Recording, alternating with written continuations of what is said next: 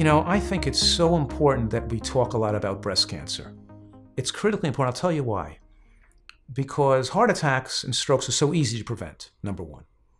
And most men with prostate cancer don't die of prostate cancer, they die of heart disease. Most women with breast cancer die of breast cancer. And we're finding out today that breast cancer is so easy to prevent that women don't have to have it. We can win the war on breast cancer right now. And I think it's imperative that all women embrace the G-bombs and know that what these studies actually show. And what these studies do show is that even people with the gene that predisposes them to higher risk of breast cancer, even their risk is dramatically diminished, incredibly diminished when they eat right. Cruciferous green vegetables, mushrooms, onions, lignans from flax seeds and chia seeds. Does every woman in America know that studies show that 10 grams of mushrooms a day have been shown to reduce breast cancer rates by about 64%? Does every woman in America know that when women have breast cancer, studies on lignin consumption, and chia seeds, flax seeds, sesame seeds are high in lignans, that even a small amount of lignin in the diet was linked to a 71% decreased mortality from breast cancer from women who had breast cancer eating lignans or not eating lignans. 71% decreased risk of death over that 10-year period of the study.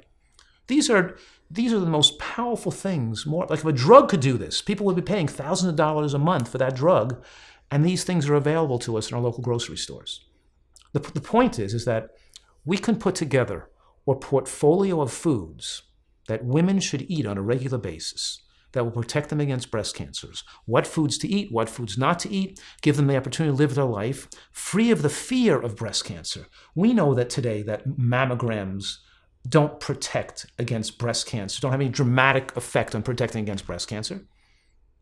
They may help a teeny bit, but it's a marginal benefit. If we really want to benefit women, they're going to have to change the way they eat, and they're going to have to learn the information here that I'm talking about. I think with modern nutritional science, I think we have the ability to see that when people are deficient in certain nutrients, to bring them up to a level that's optimal. And optimal doesn't mean high, because we're finding that too little selenium, for example, could put people at risk, but too much selenium is dangerous. There's a midpoint that's optimal. Too much zinc could be bad, but too little could be bad too. Too much DHA from fish oil could be too little, could put you at risk, but too much could put you at risk too. And with modern science, we have the ability to check a person's level, to see if they need more B12, to see if they need more, for example, of vitamin D, right, to get the right amount, to see if they're low in iodine or zinc. The point I'm making is that we can design a diet that's optimal. And when needed, we can supplement for those individuals that might be low or have poor absorption or not exposed in their diet, and we can adjust them to get that optimal range in a conservative manner. But the way nutritional supplements are used today is that most people are just popping pills that have things they don't need in them in dosages that could be potentially dangerous and in forms that can be potentially dangerous. The biggest example is people taking folic acid and vitamin pills. Because folic acid is synthetic. It doesn't exist in nature. What we get from green vegetables and beans is folate, not folic acid. Folic acid is linked to higher rate of breast cancer and higher rate of prostate cancer. And women thinking these are taking their conventional vitamins that are high in vitamin A and folic acid and beta carotene and vitamin E, for example, and they're getting levels of certain nutrients and synthetic nutrients at that could be detrimental to their long-term health. So yes, the way you use supplements are important, and we do need some supplements for optimal health, especially if we're eating a vegan or a flexitarian or nutritarian neo-vegan diet. So we want to make sure we're not low in B12.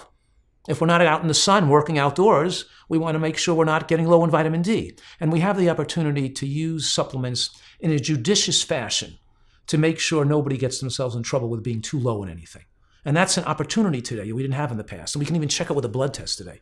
So yes, it just leads more tools we have at our disposal to assure people can live a long life, without developing dementia, without developing sickness and disease, and being able to fully enjoy life right to the end of their life.